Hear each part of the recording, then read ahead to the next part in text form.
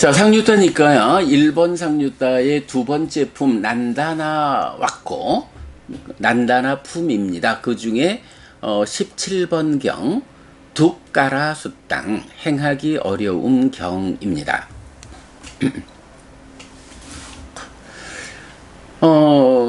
신과 부처님의 대화인 거죠. 먼저 신이 배우지 못한 자의 사문생활은 행하기 어렵고 참기 어렵습니다. 거기에는 많은 압박이 있어서 어리석은 자는 잠깁니다. 만약 마음을 보호하지 못한다면 저는 얼마 동안이나 사문생활을 살아가야 합니까? 사유들에 순종하는 자는 걸음걸음마다 잠길 것입니다. 부처님, 거북이가 부분들을 자신의 등딱지에 넣듯이 비구는 의의 윗닦아들을 거두어 드린다. 다른 것을 의지하지 않고 남을 해치지 않으며 완전히 꺼져서 누구도 비난하지 않아야 한다. 라고 대답합니다. 자, 둑가라 행하기 어려움 이렇게 되죠. 둑가라라는 말이 경에 제법 좀 나타나긴 합니다만은 보통 보면 이제 우리가 행하기 어렵다 이러면은 고행 이렇게 보죠. 근데 고행을 직접 나타내는 말은 따뽀라는 말이 있어요. 따뽀 따빠. 그런가 하면 둑가라라는 거는 말 자체가 까라라고 하면 까로띠, 그 행위하다라는 말의 과거 분사여서 그냥 행위 자체를 말하고 두라는 말이 붙어서 이제 어렵다. 그래서 행하기 어려움 이렇게 이제 번역되는데 우리가 맞지만 이까야 관통법회 통해서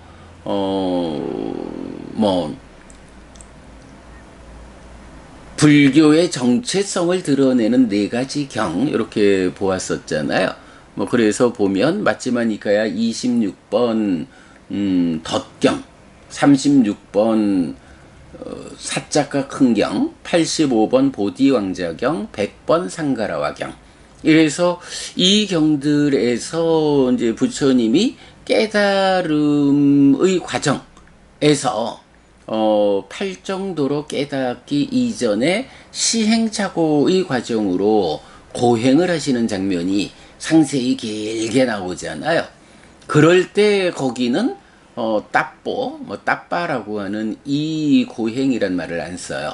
거기에서 이제 바로 요 둑가라, 둑같다. 예. 해서 행하기 어려운 것을 부처님이 그 과정으로 행했다. 이제 이런 표현 나타나고 있거든요. 그래서 요 둑가라, 말 그대로 행하기 어려움. 이렇게 보면 되겠습니다. 자, 그럴 때 이제 신이 배우지 못한 자의 사문 생활은 행하기 어렵고 참기 어렵습니다. 이래요. 여기서 이제 사만량 이래서 사문 생활 이렇게 번역했는데 우리 디가니까야 2번 사문 과경이 사만나 팔라 해서 그러니까 사문 생활, 사문으로 살아가는 것의 결실 이런 의미거든요. 그래서 사만냐 하면은 이제 사문 생활 또는 사문다움 이럴 텐데 사문 생활 이렇게 번역을 했죠. 그러면 배우지 못한 자의 사문 생활은 행하기 어렵고 참기 어렵습니다. 라는 말은 뭔가요? 출가해서 사문 비구로 살아가는데 이러한 출가자의 생활이 배우지 못한 자, 잘 준비되지 못한 자에게는 참으로 이제 보통 말하는 에이구 중노릇하기가 힘들어요 이렇게 말하는 그런 거로 봐도 되겠죠. 사문의 생활이라는 것은 출가자로서 깨달음을 지향해서 살아가는데 그런 깨달음의 지향을 뒷받침해 줄 수 있는 잘 배운다는 것. 부처님께서 드러내 알려주는 깨달음의 길, 이 팔정도라고 하는 성스러운 길에 대해서 바르게 배워 아는 사람, 이런 사람이 출가자로서 사문 생활을 행하기는 그렇게 어렵고 뭐 많이 참아야 할 게 아니라고요. 그런데 이렇게 바른 길을 배워 알지 못하는 사람, 이런 사람한테는 에이구, 내가 이렇게 머리 깎고 사는 일을 계속해야 할까? 내가 이렇게 출가자 사문으로, 사문이란 이름으로 살아가는 것이 타당할까? 에이구 힘들어, 에이구 힘들어, 이러고 있다는 거지. 사문 생활을 통해서 내가 어떤 행복을 경험하고 어떤 성취를, 그러니까 어떤 결과를 성취할 것인지, 이제 이런 부분에 대해서 눈에 보이는 게 없는 거죠. 그러니까 이렇게 배우지 못한 자에게 사문으로 살아간다는 것, 출가자로서 살아간다는 것은 참으로 행하기 어렵고 참기 어렵습니다. 이렇게 고백을 하는 거죠. 거기에는 많은 압박이 있어서 어리석은 자는 잠깁니다 라고 했어요. 거기가 어딘가요? 네, 사문으로 살아가는 거기죠. 사문으로 살아간다라는 이런 삶에는 압박이 많아. 그래서 이렇게 어리석은 자, 지혜롭지 못한 사람은 거기에 잠겨버려. 그냥 우리가 이제 수행에서도 마음이 일어나가지고 깨달음으로 나아가기 위한 노력을 해야 하듯이, 그러지 못하고 그 개발된 느낌이라는 그 즐거움에 마음이 잠겨서 에이구 좋다 라고 그 느낌을 누리는 일에 빠져버리면 깨달음으로 못 가잖아요. 마찬가지 여기 어리석은 자는 그래도 삼매를 닦는 가운데 그 개발된 느낌에 잠긴 사람은 그만큼이라도 같다지. 여기서 말하는 어리석은 자는 배우지 못하다 보니까 참 그 출가자로의 생활 자체가 고통스러운 거야. 그러니까 훨씬 더 많은 압박이 작용하죠. 그러면 늘 그저 내가 불끈 일어나가지고 깨달음으로 나아갈 거예요, 이렇게 적극적으로 삶을 살아내지 못하고 에고 힘들어, 에고 힘들어, 에고 힘들어 하면서 그냥 껍데기로만 중모습을 하고 살아가는 이제 요런 삶이 어리석은 자는 잠긴다, 이런 의미라고 보면 되겠습니다. 자, 그러면서 만약 마음을 보호하지 못한다면 저는 얼마 동안이나 사문 생활을 살아가야 합니까? 이건 뭐죠? 마음이 잘 보호되고 마음이 개발되어 가지고 해탈해서 깨달음을 얻어야 되는데 마음이 보호되지 못해. 그럴 만도 하죠. 어리석은 자가 그 사문 생활의 압박에 치여 가지고 잠겨 있으니 그런 삶에서 그 마음이 보호될 리가 없죠. 이렇게 마음이 보호되지 않는다면, 만약 심을 보호하지 못한다면 그런 저는 얼마 동안이나 사문 생활을 살아야 합니까? 사문 생활을 끝내는 건 뭐죠? 도로 머리 기르고 세간으로 들어가도 되죠. 환속해도 되고, 아니면 중요한 거는 그 목적이 달성되면 되죠. 사문으로의 생활, 이것이 깨달음을 통해 가지고 깨달은 자가 되었다라고 하면 이런 깨달음을 지향해 나아가는 사문으로의 삶을 끝내게 되는 거죠.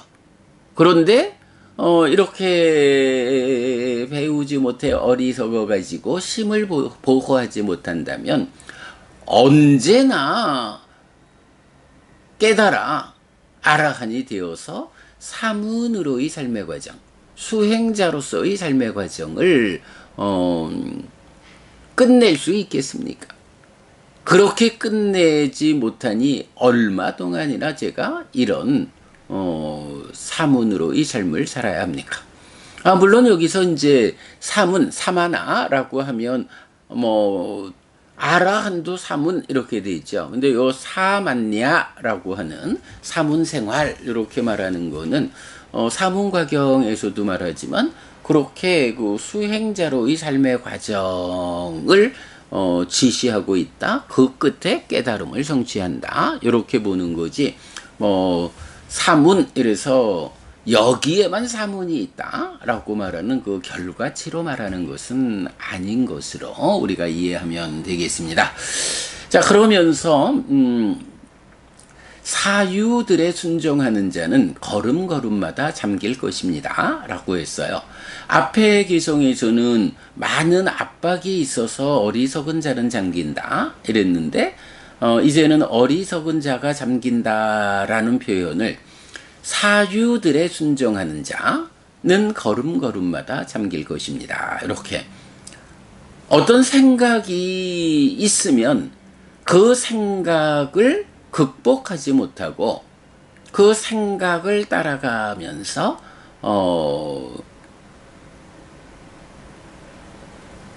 넘어서지 못하면 생각하는 걸음걸음마다 거기에 잠긴다 라는 거죠. 자, 사유들에 순종한다 라고 했어요. 상갑바 팔정도에서 삼마상갑바 정사유 이렇게 이제 번역하는 상갑바 사유죠. 이 사유에 순종하는 자라는 거 무슨 의미인가요? 네, 기본적으로 중생들의 삶이라고 말하면 번뇌의 영향 위에서 진행되는 삶이잖아요. 그러면 번뇌의 영향 위에서 윗닦아 딱가 안에서 생각이 떠오르면 그 생각이 의도, 기대, 지향의 과정을 거쳐서 사유에 닿죠. 그러면 그 사유라고 하는 것이 보통 어떻게 나타나나요? 소유의 사유, 분노의 사유, 폭력의 사유 이렇게 세 가지로 나오잖아요. 그리고 그런 상태가 극복되면 출리의 사유, 분노하지 않음의 사유, 비폭력의 사유 이렇게 되는데 일단 이런 사유라는 것 자체 특히 우리 마지막 78번 경이죠. 사만나 네, 어떤 사문경에서 보면 이런 사유도 불선의 사유가 제1선에서 버려진다. 또 선의 사유는 제2선에서 버려진다. 라고 해서 사유라고 하는 거 소유의 사유, 분노의 사유, 폭력의 사유라고 하는 불선의 사유도 삼매를 성취해서 초선을 성취해서 머물 때는 버려지고 그것을 넘어선 출리의 사유, 분노하지 않음의 사유, 비폭력의 사유 이런 선의 사유도 제2선을 성취하면 버려진다 라고 해서 사실은 선도 불선도 다 중생들의 삶의 영역에 속한 것이다 라고 하면 번뇌의 영향 위에 있는 거 이래 되는 거죠.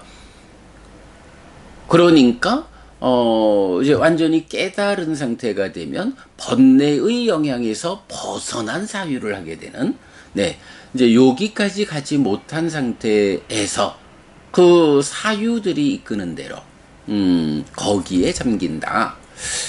그런 표현이 들 거고 요 사유의 자리에서 우리가 이제 빠빤자 망상이라고도 하고 희론이라고도 하는 네, 그런 그 빠빤자 5갈래로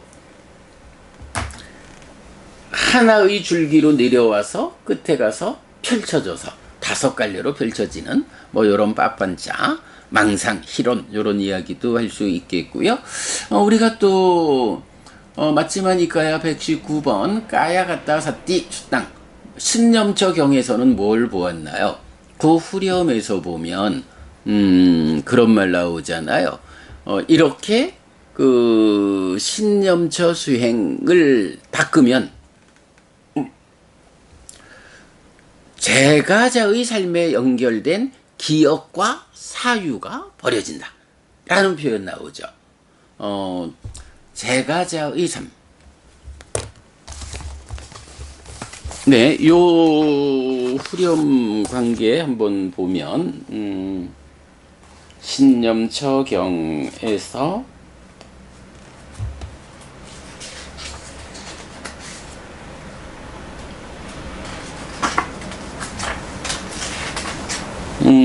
신념처경의 후렴이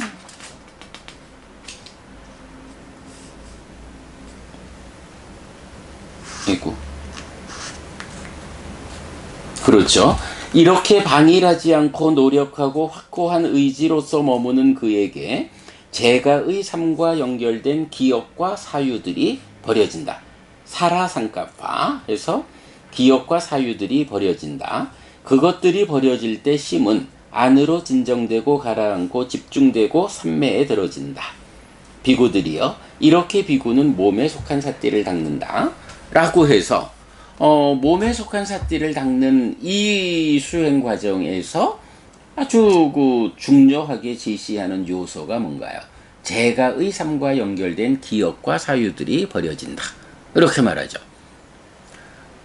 세간살이와 관련한, 그러니까 출가자다, 사문생활을 하는 사람이다 라고 해도 그 수행자가 온전하게 사념조 수행으로 삶을 이끌지 못하면 그에게 출가 이전 제가의 삶과 관련한 다양한 기억과 그에 따르는 사유, 이러한 사유가 나의 수행을 방해해서 내가 깨달음으로 지향되어 나아가지 못하게 하는 바로 그런 제가의 삶에 연결된 기억과 사유들, 여기에 빠져가지고 더 못 나가는 요런 것들을 사유들에 순종한다 이렇게 보면 적절할 것 같습니다. 네, 제가의 삶과 연결된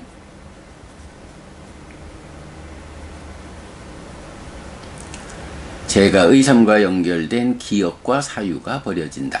이 기억과 사유가 버려지지 못하는 그런 그 기억과 사유에 붙잡혀서 삼매에 들지 못하고 더 높은 깨달음의 과정으로 나아가지 못하는 요런 수행자의 상태를 사유들에 순종한다. 사유들에 순종하는 자. 요런 의미로 우리가 이해할 수 있겠어요. 자, 그래가지고 어쨌든 이제 시는 부처님한테 배우지 못한 자는 참 사문생활을 하기가, 출가해서 수행자로의 삶을 살아가기가 정말로 어렵고 참기 어렵습니다. 그 사문생활에는 압박이 많아서 어리석은 자는 거기에 잠겨버립니다. 에고 힘들어 이러고 있는 거고요.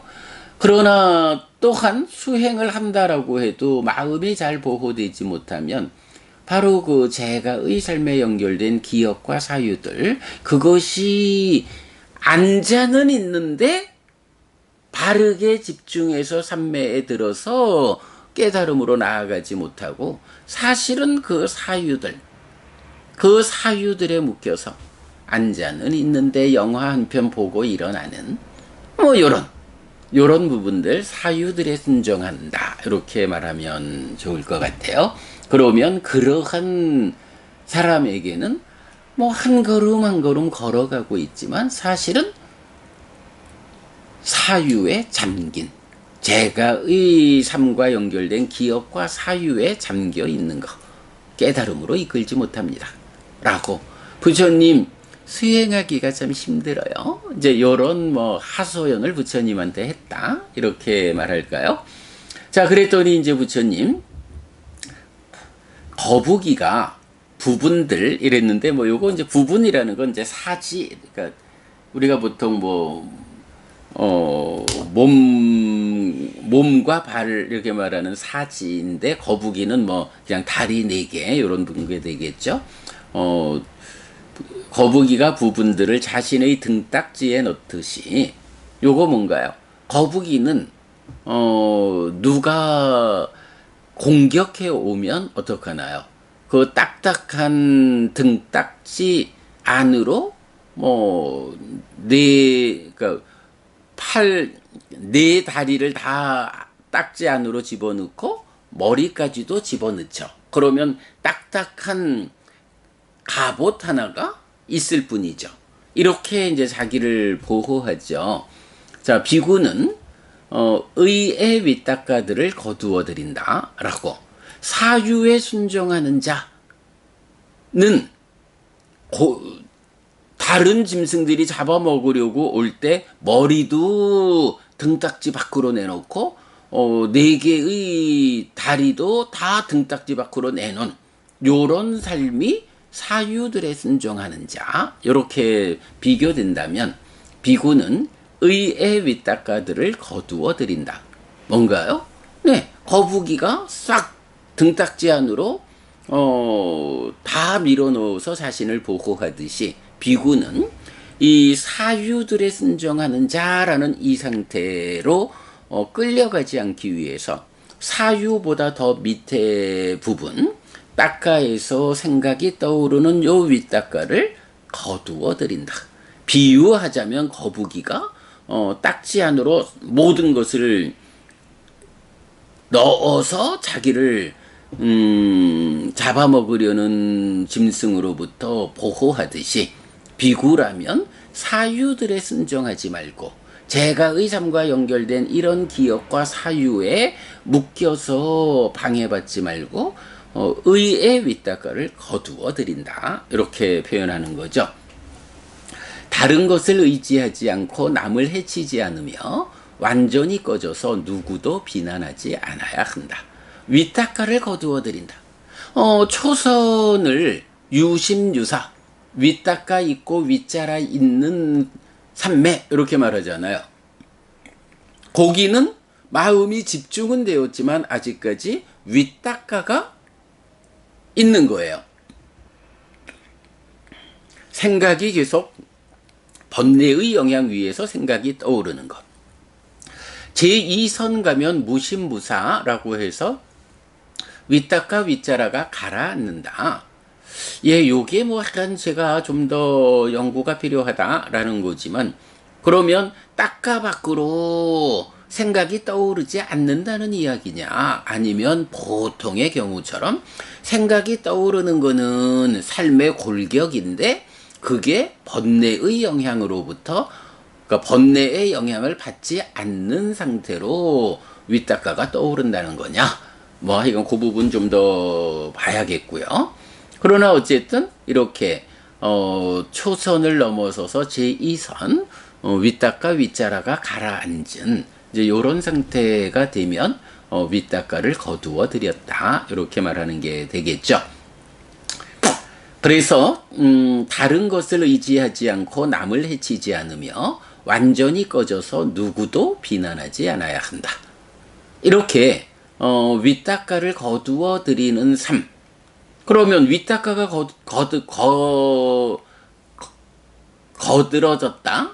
거두어 드려졌다라는 것은 제2선 이후의 과정, 상수멸까지의 이 높은 삼매를 닦아가지고 깨달음으로 가는 이런 거잖아요.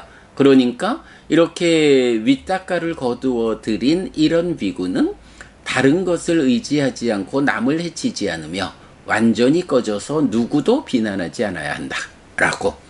이런 수행에서 완전히 꺼지는 아라한을 성취하는 데까지 가야 한다. 라고 방향을 제시하고 있는 거죠. 자, 여기서는 제가 두 가지, 별표를 이제 두 개를 했어요. 한 가지는 뭐냐 하면, 의의 윗닦아를 거두어 드린다. 그러니까 만호 윗닦아 이렇게 나오는데 일반적으로 닦아를 기준으로 보면 내입처 외입처가 대응하잖아요. 그러면 이어지는 과정이 안입이 설신의의 식, 안입이 설신의의 촉, 안입이 설신의의 수 이렇게 내입처를 기준으로 하는 식촉수가 있고요. 그 다음에는 외입처, 그러니까 색성향 미촉법에 대한 상, 색성향 미촉법, 그러니까 외입처에 대한 윗닦아, 외입처에 대한 사유, 이런 식으로 요 그 수를 경계선으로 해서 그 내입처와 관련한, 즉 인식 주관이 주가 되는 영역이냐, 인식 객관이 주가 되는 영역이냐, 요걸 구분해야 돼요. 특히 상 같으면 색성향 미촉 법에 대한 상으로 경에는 예외 없이 나오는데, 우리 그래요. 초불련에서 번역한 데 보면 한 군데에서 그 상을 안입이 설신의에 대한 상으로 번역하신 곳이 있어서 우리가 한번 의논한 적이 있었죠. 근데 거기도 이제 6차 결집본 원전을 확인해 보면 안입이 설신의에 대한 상이 아니고 색성향 미촉법, 외입처의 계열로 상이 나타나는 걸 확인할 수 있었죠. 위탁카라는 것도 동일하게 외입처 계열로, 그러니까 색의 위탁가 내지 법의 위탁가 이렇게 나오거든요. 안입이 설신의에 대한 위탁가로 나타나는 경우는 없어요. 그런데 이제 요 경에서는 만호 위탁가라고 해서 언뜻 보면 내 입처에 속하는 의의 위탁가가 나왔네, 이렇게 생각할 수도 있지만, 사실은 잘 생각해 보면 의라는 것은 두 가지가 있잖아요. 하나는 안입이 설신 의의 의고, 하나는 심의식에서 말하는 심도 식도 몸과 함께 할 때, 작용할 때 의라고 불리는 요런 의가 있죠. 네, 여기에서는 바로 그 작의라고 할 때 쓰이는 그 심도 식도 몸과 함께 할 때 의라고 불리는 그 의가 적용되어서 만호 위탁가, 의의 위탁가를 거두어 드린다. 요거는 의라고 표현하면 뭐예요? 그대로 안입이 설신 의의 과정으로 색의 위탁가 내지 법의 위탁가를 포괄해서 말하는 거, 이렇게 보면 되겠죠. 네, 만호 위탁가라는 용례가 발견되었다라는 거 잘 주목해야 하고요. 그런가 하면 이제 요 부처님이 말씀하시는 이 개성은 35번 상류따 240번 거북비유경에서도 반복되어 나오는 걸 볼 수 있어요. 자, 잠시 보면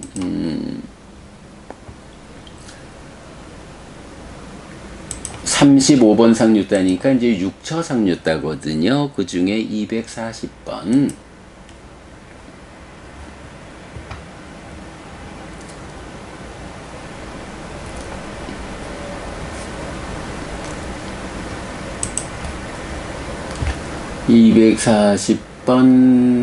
네, 거북비유경 보면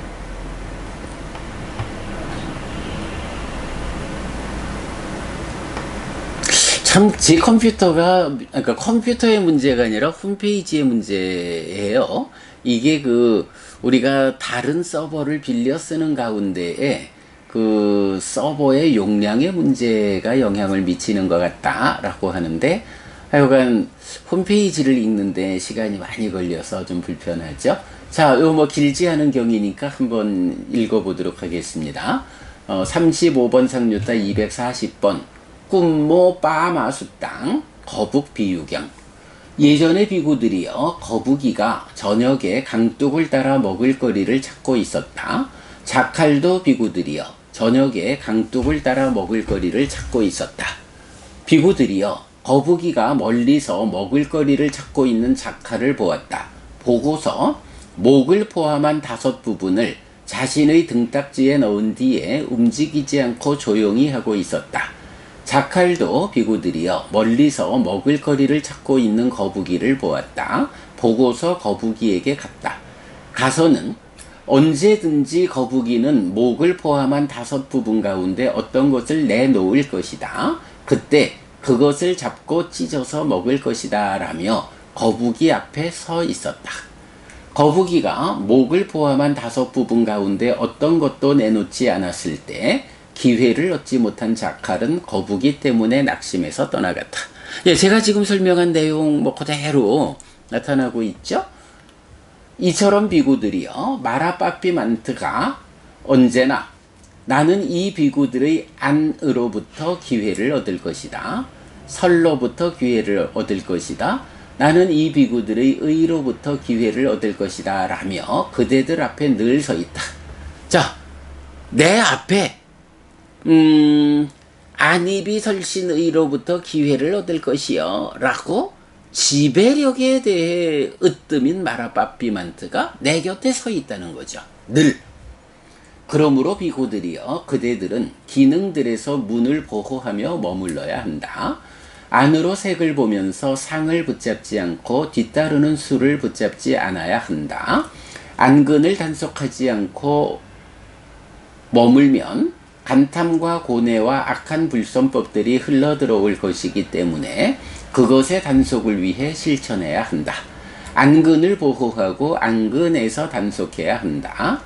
이로 성을 들으면서 비로 향을 맡으면서 설로 미를 맛보면서 신으로 촉을 닿으면서 의로 법을 인식하면서 상을 붙잡지 않고 뒤따르는 수를 붙잡지 않아야 한다.